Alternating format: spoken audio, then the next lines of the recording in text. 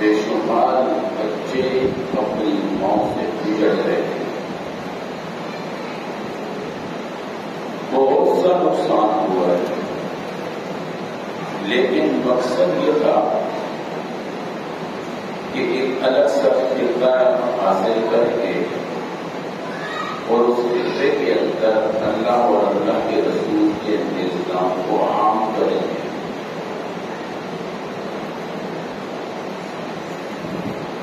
ایک چیز تو ہمیں حاصل ہوئی جو آزادی ہے، لیکن دوسری چیز آج تک حاصل نہ ہو سکتی، وہ ہے اللہ اور اللہ کے رسول کا نظام.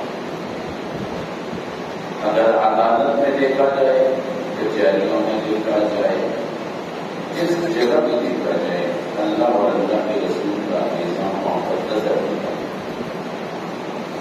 یہ ایک افسوسناک سی خبر ہے. اتنا کچھ ہو جانے کے بعد بھی اسلامی نظام نہیں آیا. لیکن بار بار آزادی ضرور حاصل ہوئی. اگر آپ قرآن پاک کا مطالعہ کریں گے تو قرآن پاک میں 2 قسم کی صورتیں ہیں.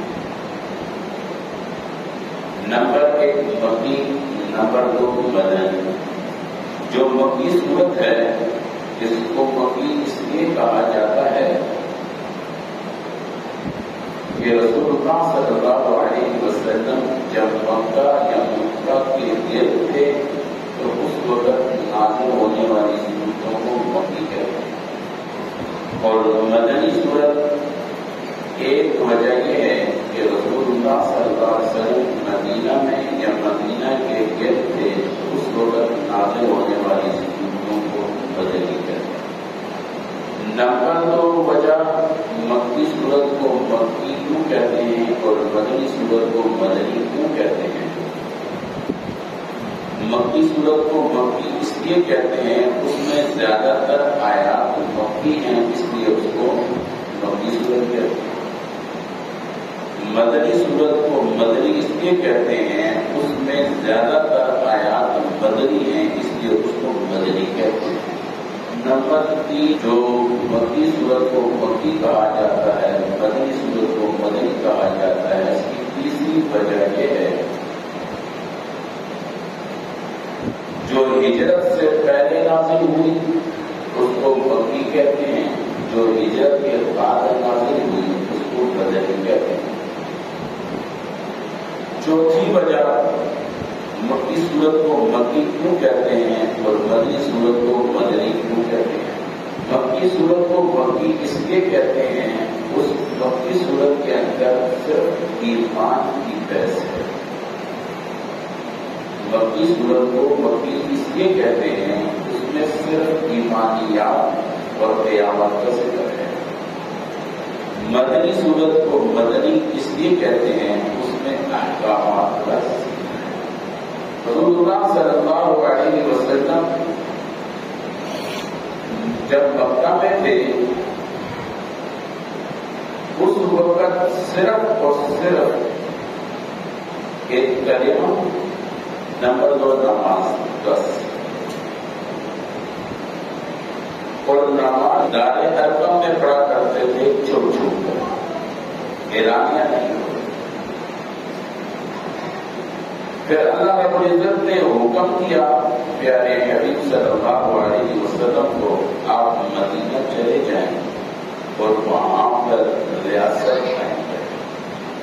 پیارے حبیب صلی اللہ علیہ وسلم مدینہ گئے اور ریاست قائم کرنا شروع. یہ سب سے پہلی ریاست روئے زمین میں مدینہ میں کری. پھر دھیرے دھیرے احکامات آتے رہے. زکات کا حکم بھی مدینے میں آیا، حج کا حکم بھی مدینے میں آیا، جہاد کا حکم بھی مدینے میں آیا. یعنی حتیٰ کہ بے شمار احکامات مدینے میں آئے. اور انصار اور مہاجرین میں کیا فرق ہے؟ مہاجرین کہتے ہیں جو مکہ سے مدینہ کی طرف ہجرت کر آئے. جب مکہ سے مدینہ کی طرف ہجرت کر کے آ رہے تھے مدینہ والوں نے ان کو اپنے گھر مہیا کیے، ان کو اپنی جگہ مہیا کی، اس لیے ان کو انصار کہا جاتا ہے۔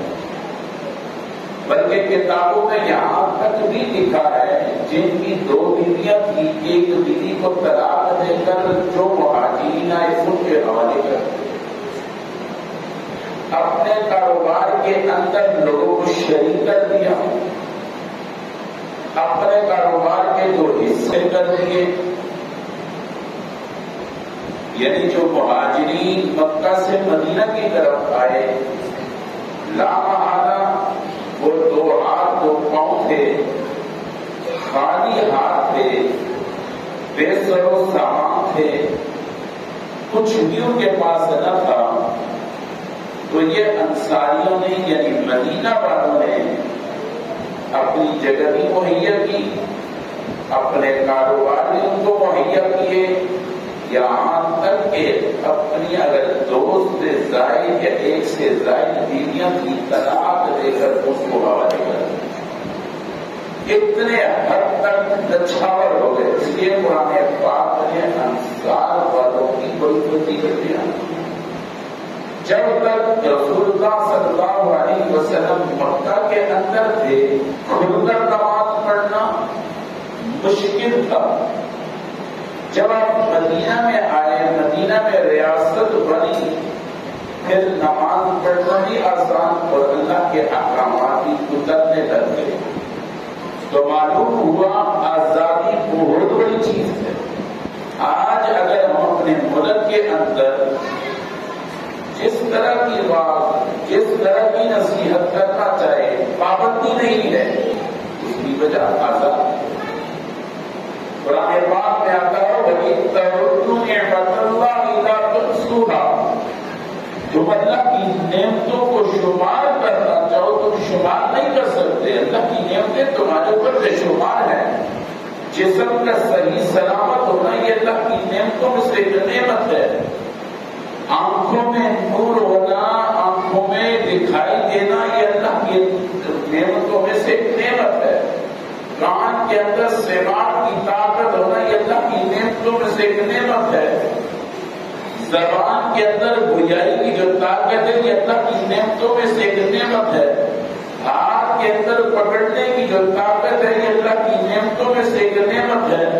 پاؤں کے اندر چلنے کی جو طاقت ہے یہ اللہ کی نعمتوں میں سے ایک نعمت ہے۔ ناک کے اندر خوشبو یا بدبو کا محسوس ہو جانا یہ اللہ کی نعمتوں میں سے ایک نعمت ہے۔ بے شمار نعمتیں ہیں، یہ تو چند نعمتیں میں نے بیان کر دی، بے شمار نعمت ہے۔ سر کو ڈھانپنے کے لیے چھت کا مل جانا اللہ کی نعمتوں میں سے ایک نعمت ہے۔ دل بہلانے کے لیے بیوی کا مل جانا یہ اللہ کی نعمتوں میں سے ایک نعمت ہے۔ کاروبار کا ملنا یہ اللہ کی نعمتوں میں سے ایک نعمت ہے۔ بسر روزگار ہونا یہ اللہ کی نعمتوں میں سے ایک نعمت ہے۔ دل کا سلامت ہونا یہ اللہ کی نعمتوں میں سے ایک نعمت ہے۔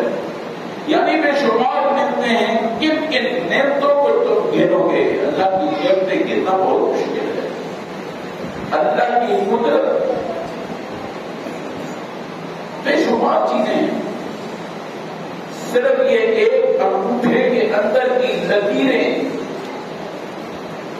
اس وقت پاکستان کے اندر مردم شماری جو پہلے ہو چکی ہے، 22 کروڑ عوام صرف پاکستان کی جو تحریری جو یعنی مردم شماری میں آئے ہیں، 22 کروڑ عوام کے ہر ایک کے انگوٹھے کا نشان دوسرے کے انگوٹھے سے مختلف ہے۔ بہت بڑی بات ہے اللہ کی قدرت۔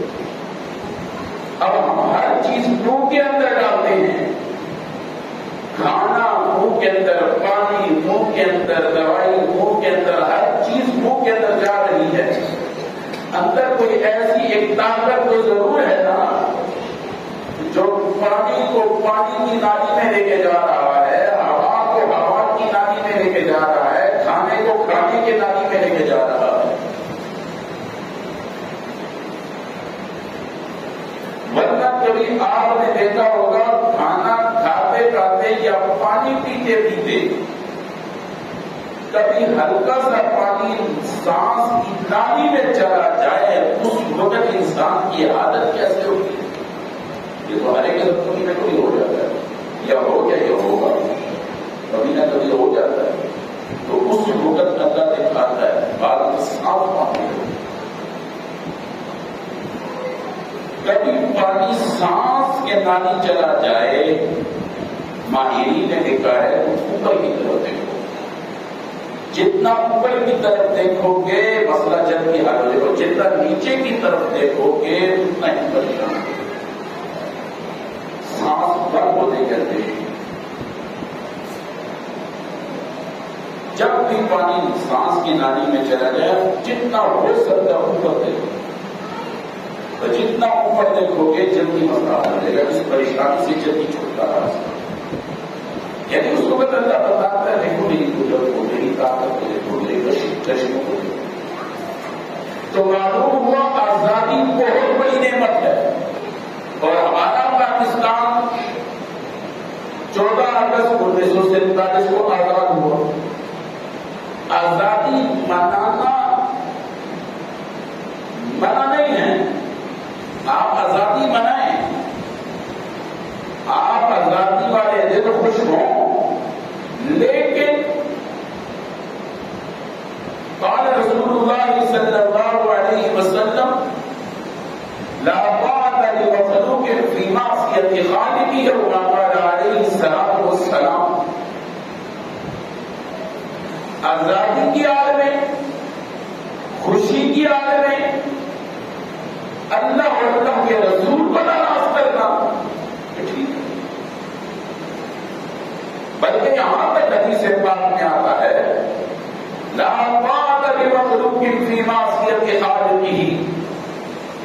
ہاں تم بڑے کی اطاعت کرو، والد کی اطاعت کرو، والدہ کی اطاعت کرو، چاچے کی اطاعت کرو، استاد کی اطاعت کرو، بڑے کی اطاعت کرو، پیر کی اطاعت کرو، کوئی بھی بڑا ہے اس کی اطاعت کرو، لیکن اطاعت میں، فرما برداری میں، اس کے کہنا ماننے میں اور اس کی فرما برداری میں اتنے حد تک آگے نہ چلے جانا کہ میرا اللہ تم سے ناراض ہو جائے.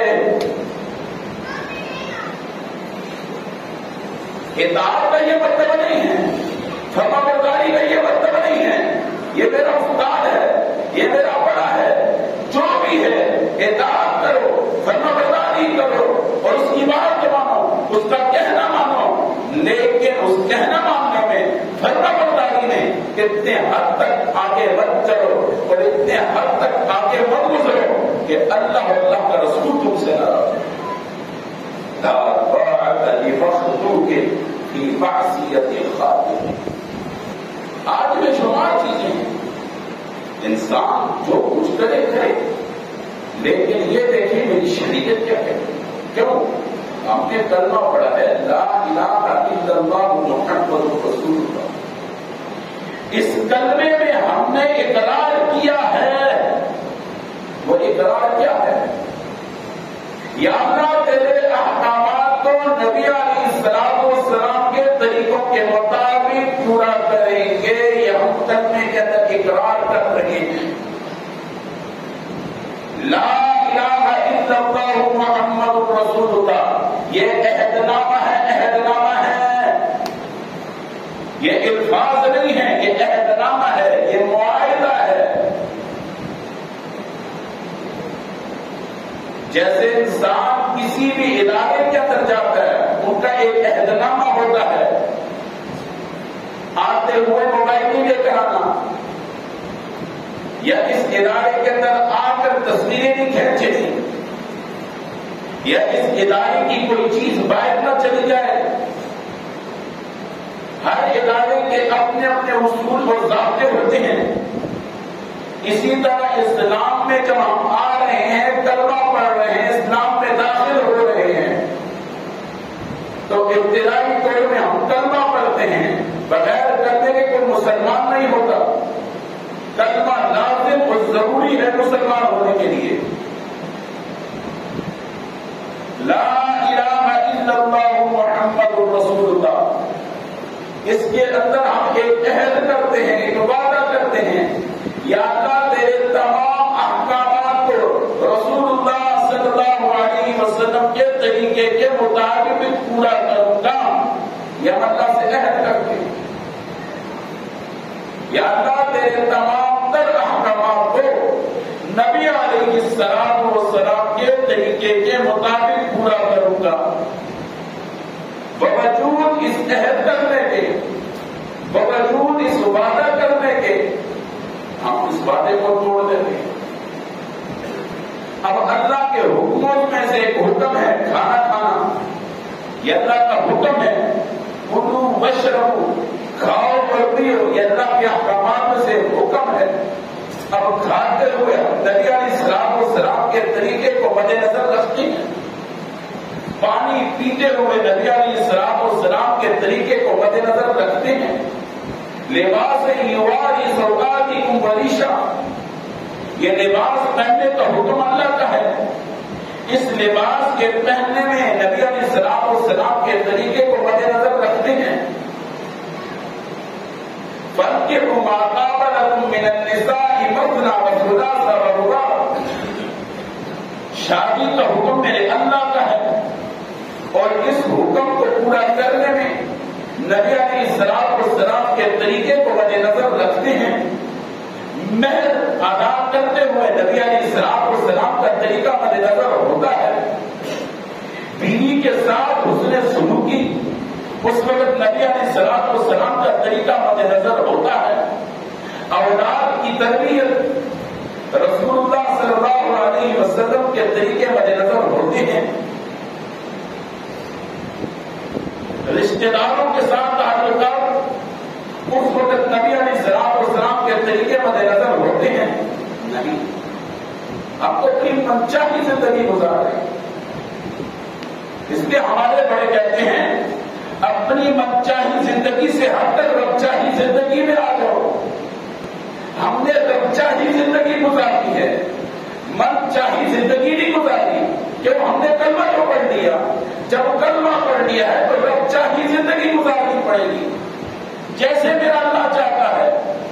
یہ بدن اللہ کی امانت ہے، یہ سانس اللہ کی امانت ہے، یہ ہاتھ اللہ کی امانت ہے، یہ پیر اللہ کی امانت ہے، یہ آنکھ اللہ کی امانت ہے، یہ کان اللہ کی امانت ہے، یہ زبان اللہ کی امانت ہے، یہ دل اللہ کی امانت ہے، یہ دماغ اللہ کی امانت ہے، یہ جوانی اللہ کی امانت ہے، یہ قوت اللہ کی امانت ہے۔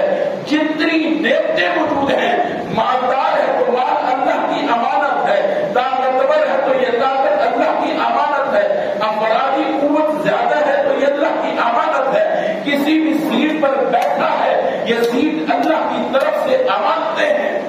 یہ ہے رب چاہی زندگی گزارنا، حال کے امر کو پہچاننا، اس وقت میرا اللہ مجھ سے کیا چاہتا ہے۔ خوشی آ گئی، خوشی سے پہلے میں شریعت کو دیکھوں، غم آ گیا، غم سے پہلے میں شریعت کو دیکھوں، مفلسی آ گئی، مفلسی سے پہلے میں شریعت کو دیکھوں، بھوک آ گئی، بھوک سے پہلے میں شریعت کو دیکھوں، تندرستی آ گئی، تندرستی سے پہلے میں شریعت کو دیکھوں، بے روزگاری آ گئی، بے روزگاری سے پہلے میں شریعت کو دیکھوں، مالداری آ گئی، مالداری سے پہلے میں شریعت کو دیکھوں، افرادی قوت آ گئی، افرادی قوت سے پہلے میں شریعت کو دیکھوں۔ جو جو نعمتیں اللہ کی طرف سے آتی جا رہی ہیں، ہم اس نعمتوں کو استعمال کرنے میں ہم اللہ کے دین کے محتاج ہیں۔ اگر ہم نے کسی بھی امر کو، کسی بھی حکم کو نبی علیہ السلام کے طریقے سے ہٹ کر پورا کیا تو یہ ہمارے لیے وبال جہاں بن جائے گا۔ کوئی بھی طریقہ نبی علیہ السلام کے طریقے کے مطابق کسی بھی حکم کو پورا کیا، یہ ہمارے لیے نجات کا ذریعہ بن جائے گا، جنت میں لے کے جانے کا ذریعہ بن جائے گا، رسول اللہ صلی اللہ علیہ وسلم سے مصافحے کا ذریعہ بن جائے گا، پیارے حبیب صلی اللہ علیہ وسلم کے ہاتھ مبارک سے حوض کوثر کا پانی نصیب ہونے کا ذریعہ بن جائے گا، نبی علیہ السلام کی شفاعت کا ذریعہ بن جائے گا۔ آزادی اللہ کی نعمتوں میں سے نہیں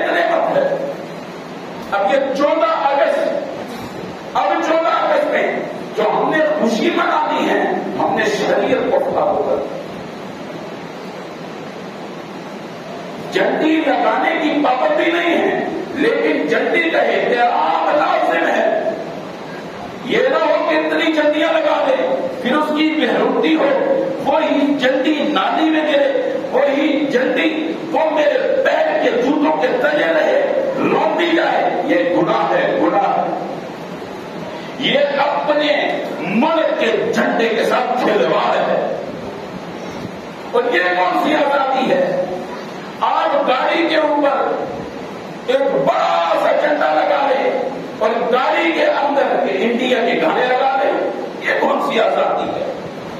گانا تو انڈیا کا سنتا ہے پر جب تو پاکستان کا لگاتا ہے یہ منافقت نہیں ہے. منافقت اور اس کو کہتے ہیں. اب گانا حرام ہونا وہ ایک الگ چیز ہے، وہ ایک الگ بحث ہے، وہ ایک الگ بات ہے. میں اس بحث میں نہیں پڑتا. میں یہ ضرور کہتا ہوں کہ اللہ کے بندے تو اپنے گاڑی کے اوپر اتنا بڑا جھنڈا لگاتا ہے اور پھر اندر جو گانے لگ رہے ہیں وہ انڈیا کے لگتے ہیں. ایک طرف سے تو غلامی اور ایک طرف سے تو آزادی، ایک طرف سے تو پاکستان ہونے کا دعویٰ. یہ دونوں پالیسی ہم نے ختم نہیں ہو. کوئی بھی موقع آ جائے، کوئی بھی موقع آ جائے، ہم اس موقع کے اندر پاکستان کے ساتھ جو ہم اظہار کرتے ہیں خوشی کا، اور اس اظہار کے اندر کیا کچھ لگا رہے ہوتے ہیں انڈیا کے گانے لگا رہے. کیا عجیب سے لوگ ہیں. اور پھر بچوں کو باجے دے دیتے ہیں، پھر وہ باجے بجاتے ہیں. پھر اللہ معاف فرمائے وہ کوئی بھی جاڑ ٹھیک گناہ ہے کسی انسان کو تکلیف ہے. گھر کے دروازے کے بعد ٹھیک لائی ہوئی ہے. جہاں پر وہ بچے مجرم ہیں، والدین اس سے بڑے مجرم ہیں. تربیت تو والدین کے ہاتھ میں ہے نا. آپ اپنے بچوں کو کہو بیٹا گناہ ہے، نہیں ابا میں کسی کے سامنے نہیں، پھر بھی گناہ ہے. یہ چیزیں ٹھیک نہیں ہیں. ہماری شریعت میں ایسی چیز ہے ہی نہیں. گانا، ناچ، ڈھول، ڈھمکے یہ سارے شیطان کے ساز و سامان ہیں. آپ شیطان کے ساز و سامان کو خریدتے ہیں اور رسول اللہ صلی اللہ علیہ وسلم کا ساز و سامان آپ کسی کے ہاتھ میں نہیں ہے. میرا اگر واش روم کے اندر ہزاروں کی ٹوٹی لگائی جاتی ہے، ہزاروں کا ماربل لگایا جاتا ہے، ہزاروں کی سیٹیں لگائی جاتی ہیں اور اعلیٰ سے اعلیٰ چیزیں اگر پڑی ہوئی ہوتی ہیں، شیمپو اعلیٰ کا اعلیٰ ہوگا، ٹوتھ پیسٹ اعلیٰ سے اعلیٰ ہوگا، بہت کچھ ہوگا، لیکن وہ جگہ کس کی ہے، وہ اڈا کس کا ہے؟ وہ شیطان کا اڈا ہے، شیاطین کا اڈا ہے. اللہم انی اعوذ بک من الخبث والخبائث. یہ شیاطین کا اڈا ہے. شیاطین کے اڈے کو کتنا خوبصورت نہ، لیکن اس پورے گھر کے اندر ایک چھوٹی سی مسجد نہیں ہوتی جہاں پر ہر ایک آ کر آرام سے عبادت کر سکے. ٹی وی لانچ ہوگا، ڈرائنگ روم ہوگا، بیڈ روم ہوگا، اسٹور ہوگا، پتہ نہیں کیا کچھ گن پڑا، وہ گیرج میرج بڑا کچھ ہوگا، گاڑی کھڑی کرنے کی جگہ ہوگی، بھینس کو کھڑی کرنے کی جگہ ہوگی، کیا کچھ نہیں ہوگا.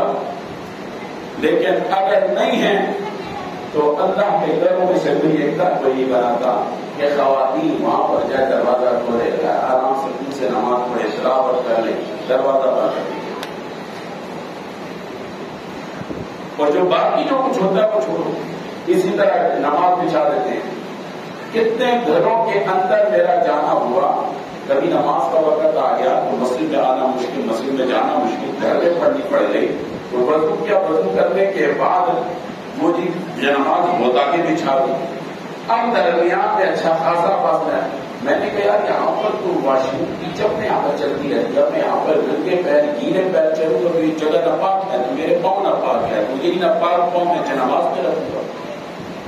اور بعض تاریخ دو چار قدم قالین کے ہوتے ہیں، اس قالینوں پہ اس کارپیٹ پہ بچے پیشاب کرتے ہیں. میں نے جب پاک ہے کہ پیشاب کرتے تو میں نے کہا پیشاب کرتے گیلے پیر میں کارپیٹ پہ رکھوں گا، قالین پہ رکھوں گا، یہ دو قدم اٹھا کے پھر میں جنماز میں جنماز ناپاک نہیں ہوگی. کہتا ہم تو پوری زندگی ایسے پڑھتے رہے، پوری زندگی ایسے پڑھتے رہے، کیا نہ پڑھتے؟ نماز کے مسائل آ کے کبھی نہیں سیکھتے. گیلا پیر ناپاک جگہ پہ جب رکھ دیا پیر ناپاک ہو گیا.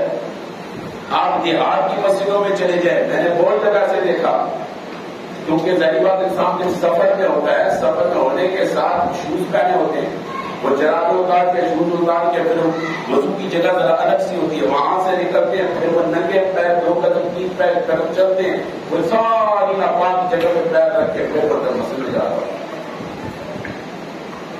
مسائل معلوم نہیں ہے. یہ ہم نے بھی جو مثال کے طور پر اس کو کارپیٹ کو بہت آگے جو کیا، جو یہ پیدل چلنے کی جو جگہ جو آگے تک کی، پہلے ہم مسائل بیان کرتے رہے جو نے کہا یہ ان کے ٹوکری میں نہیں آنے والی، پھر ہم نے مجبوراً اس کو آگے کر دیا تاکہ وہیں سے. پھر بھی میں نے بہت سے لوگوں کو دیکھا چپل اس کے اوپر تھا، 15 کے منی وہاں پر ننگے پیر گیلے پیر پاؤں رکھتے، پھر بھی لوگ وہاں پر چپل اتارتے. کتنی دفعہ منع کی. جہاں پر وہ گرین کارپیٹ بچھی ہوئی ہے یا وہ چٹائی بچھی ہوئی ہے وہاں پر ننگے پیر رکھنے کی جگہ ہے، وہاں پر چپل نہیں رکھنا. تو چپل نیچے سے ناپاک ہوتا ہے اور بعض کہتے ہیں یہ خشک ہے، بہت اس وقت جب پورا رکھتا خشک ہے، بعد میں وہ جو تھوڑی بہت مٹی نیچے کی جو لگی ہوئی ہے بعد میں گیلا پیر لگے گا، پھر گیلی ہو جائے گی، پھر کیچڑ بن جائے گا، پھر ناپاک ہو جائے گا. پاکی ناپاکی کا خیال نہیں ہے. بابا یہ 14 اگست خوشی منائیں، لیکن اسلامی دائرے کے اندر رہ کر بچوں کو ایسی چیزیں پکڑانا جس سے کسی کو تکلیف ہو، یہ باجے وہ سخت گناہ ہے، وہ سخت گناہ ہے. اور موٹر سائیکل کی پاؤں پاؤں پاؤں ایک پڑاؤ پڑا کر رہے، اس کا کیا فائدہ ہے؟ کیا فائدہ؟ اگر شور آپ کو بہت اچھا لگتا ہے کسی ایک کمرے میں بند ہو کر صحیح اونچا شور لگاؤ سنو، پتہ نہیں کیسے لوگ ہیں. شور تجھے ہے، شور سننا مجھے اچھا لگتا ہے تو تو اپنا سننا وہ لوگ ان تک کرتا ہے. یہ راستے کے حقوق ہیں، کسی کو تکلیف دینا گناہ ہے میرے بھائی، وہ سخت گناہ ہے. اپنی جوان نسل کو، اپنی اولادوں کو ابھی سے تربیت دو. بیٹا بری بات ہے کسی بڑے کے سامنے نہیں بولتے. یہ کیا بات ہے شروع ہو ڈانٹ ڈانٹ ڈانٹ ڈانٹ صبح سے لے کے رات تک ڈانٹ، گناہ ہے، بہت سخت گناہ ہے. خریدنے والا بھی گناہ، اس پر پیسے دینے والا بھی گناہ ہے. وتعاونوا على البر والتقوى ولا تعاونوا على الاثم والعدوان. نیکی کے معاون کو نیکی کا ثواب ملے گا، گناہ کے معاون کو گناہ کا سزا ملے گی. جو بھی اس میں ملوث ہے، بنانے والے ملوث، بیچنے والے ملوث، خریدنے والے ملوث، پیسے دینے والے ملوث، اور جو بچوں کو پیسے دے کے خوش ہوتے ہیں پھر وہ ایک پھر بجاتے ہیں پھر وہ بھی ملوث. آپ منع کریں کسی بچے کے ہاتھ میں کسی قسم کا باجا نہ ہوگا، چھوٹا ہونا پڑا، وہ سخت گناہ ہے. جنڈیاں محدود ہو، محدود جنڈیاں لگائے، اتنی جنڈیاں لگائے جتنی جنڈیوں کا آپ احترام کر سکتے ہیں. حد سے زیادہ جنڈیاں ہاتھ میں رکھنا، حد سے زیادہ جنڈیاں دینا پھر اس کی بےروتی ہو گناہ ہے، وہ سخت گناہ ہے. آپ گھر کے اوپر جنڈیاں لگائیں لیکن اتنی لگائیں جتنا اس کا حفاظت بالفرض گر جائے یا پرانی ہو جائے اس کو ایک اچھے انداز میں اکٹھی کر کے پانی میں بہا دے، صاف ستھرے پانی میں بہا دے. جھنڈا نالی کی زینت نہ بنے، گندی جگہ پہ نہ پڑو. اگر بالفرض دیکھا ہو تو اٹھا لیں، تو ہم اٹھائے لیکن یہاں سے جاتے جاتے مجھے ہزاروں نظر آتے کتنا اٹھائے، بچوں کی طرف اٹھاتا ہے، اس کے بعد اب اٹھاؤ کی کتنا اٹھائے. ایک جگہ جانا وہ پچھلے سال کی بات ہے، وہ ایک اٹھا دوسرا اٹھا، ہم سے کتنی اٹھا سکتے، اگلے دن ہزارہ پڑی. گناہ ہے بابا، وہ سخت گناہ ہے. اور پاکستان کا پرچم بلند رہنا چاہیے، نیچے نہ گرے. پھر گاڑیوں کے اوپر اتنا بڑا پرچم لگا دے گا اور اندر انڈیا کے گانے لگا دے گا، وہاں چڑھے ہوا پاکستان. تمہاری عقل کو بھی سلام، تمہاری سوچ کو بھی سلام، تمہاری ہوشیاری کو بھی سلام. پھر کیا کیا انڈیا ہمارا دشمن ہے. سب سے بڑا تو دشمن تو ہے پاکستان کا، یہ تو انڈیا کے گانے لگاتا ہے. چھوٹے چھوٹے بچوں کو ایسے گانے عادت ہوگا سرفا بھی نہیں یاد ہوگا، سرفا کے کا ترجمہ نہیں آئے گا. اس لیے بابا میں بطور امام ہونے کے میں اپنے سارے جوانوں سے کہتا ہوں، آؤ قرآن سیکھو، آؤ قرآن سیکھو. جو ٹائم تمہارے پاس ہے، صبح کا صبح سیکھو، زور کا ٹائم ہے زور میں سیکھو، عصر کا ٹائم ہے عصر میں سیکھو، مغرب کا ٹائم ہے مغرب میں سیکھو، عشاء کا ٹائم ہے عشاء میں سیکھو. ہفتے میں کوئی ایک دن ہے، کوئی ایک دن سیکھو. انشاءاللہ اگلے جمعے سے عشاء کے بعد ہمارے ہاں باقاعدہ ایک کلاس ہوگی، تو اس میں آنے کی کوشش کریں. خود آئے، اپنے دوست احباب کو لے کر. اس میں ابتدائی چیزیں بالکل ابتدا سے، کلموں سے، کلمے، نماز جنازہ، ابتدائی چیزیں اور بہت آسان الفاظ ہیں، بہت آسان لفظوں میں. بابا شرمایا نہ کرو، شرمایا. میرے پاس ایسے ایسے ساتھی آئے جن کو پہلا کلمہ نہیں آتا، انہوں نے سیکھے 6 کلمے پورے سیکھے، پورے نماز اس مارکیٹ کے اندر ہے وہ سکھا رہے ہیں. بات یہاں سے فیصلہ بات بچے لوگ چلے گئے کہتے نہیں، یعنی میرے پاس ایسے ایسے ساتھی اس کو پیدا کرنے کے یہ آرام کا بھی تھا. کوئی بات نہیں، کچھ نہیں ہوتا، سکھائیں. سیکھو بابا، دین سے جڑ جاؤ، اسلام سے جڑ جاؤ، قرآن سے جڑ جاؤ. اصل ہماری شناخت قرآن ہے، اصل ہماری شناخت اسلام ہے.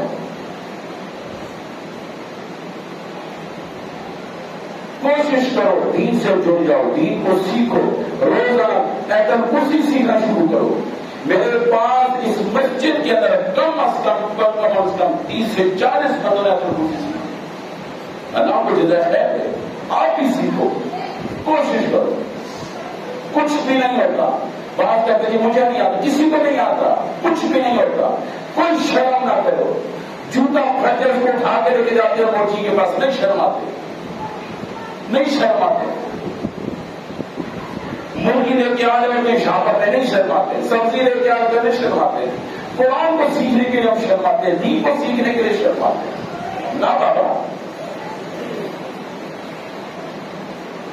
بڑے ادب سے درخواست ہے، آؤ بابا سیکھو. آؤ، کوئی ایسی باتیں ہیں، اپنی زندگی کی باتیں آپ ہم شیئر کریں. ہو سکتا ہے ایسا مشورہ دے دوں، ہو سکتا ہے ایسی بات بتا دوں، زندگی میں آسانیاں پیدا ہو جائے، خیریں پیدا ہو جائے. اب ایک وقت میں نبی علیہ السلام کی ساری سیرت بنائی نہیں جاتی. کوئی سی ایسی باتیں وہ دل پر لکھی نہیں جاتی. بہت سے ایسے مسائل ہیں، بہت سے میرے ایسے جوان ہیں جو ہمارے پاس آئے، قریب ہوئے، ان کی زندگیوں میں بہاریں آ گئی، بڑے خوش ہو گئے.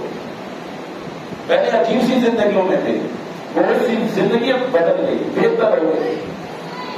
بولتے ہیں حالات آتے ہیں، کوئی بات نہیں، حالات کا مقابلہ کرنا چاہیے، ڈرنا نہیں چاہیے، گھبرانا نہیں چاہیے، کوئی بات نہیں. اور یہ میں ضرور کہوں گا، بابا اپنی زندگی کے اندر کسی ایک عالم کو اپنی زندگی میں رکھو، مستند عالم ہو، علم چاہتا ہو، صحیح معنوں میں مستند عالم ہو، اپنی زندگی میں اس کو دیکھنا ہو، کوئی بھی بات اس کو فون کر کے پوچھو. ہاں یہ ہو سکتا ہے ایک فون دوسرا نہیں تیسرا. آج کل آسان ہے، واٹس ایپ پہ وائس میسج کر دو، 1 دن کے بعد 2 دن 3 دن کے بعد جواب مل جاتا ہے. کوئی ایسی بات یہ نہ بات میرے اس پہ کھڑے ہو جائے، تھوڑی سا آپ کو ہفتہ کا جواب نہیں دیتے، وہ ہفتہ کا جواب نہیں دیتے، پیچھے لائن تھوڑی لمبی ہوتی ہے. اب روزانہ کی بنیاد 25-30، اب 2 دن اگر فون سے ہٹ گیا تو 50 بندے کی لمبی لائن خرچ کر جائے. تو میری بھی الگ مجبوری ہوتی ہے، ہر چیز کو مجھ پہ نہ ڈالنا. ہاں میری پوری کوشش ہوتی ہے، اپنی طرف سے پوری کوشش ہوتی ہے کہ میں ایک دم جواب دوں. بعض چیزوں کے حوالہ ایک دم مجھے بھی نہیں ملتا، مجھے بھی ڈھونڈنا پڑتا ہے، کتاب دیکھنی پڑتی ہے. ایک نے مجھے میرے کیا استاد سے 70 میسج کیے، وہ جی آپ سے ایک دن پہلے آپ سے مسئلہ پوچھا، اللہ کے بندے مجھے نہیں ملتا، کیا کروں. میں نے تو نہیں کہا سارا ہے میرے پاس ہے، پھر جا کے ہفتہ پہلے مجھے وہ کتاب نہیں ہوئی، میں کراچی میں تھا، اچھا ہوا مجھے کتاب نہیں اور میں نے اس کا مطالعہ کیا اور سارا میں سمجھ پا رہا. وہ کہتے ہیں آپ پہلے دے دیتے، میں نے تو پہلے نہیں کہا. اللہ کے ضروری نہیں ہے کہ ہر وقت دینا میرے پاس ہو، بات اپنے ذہن سے نکل جاتی ہے، بات بھول جاتی ہے، اور بے شمار مسائل ہوتے ہیں. اللہ تعالیٰ ہمارا آنا بولنا سننا سب کو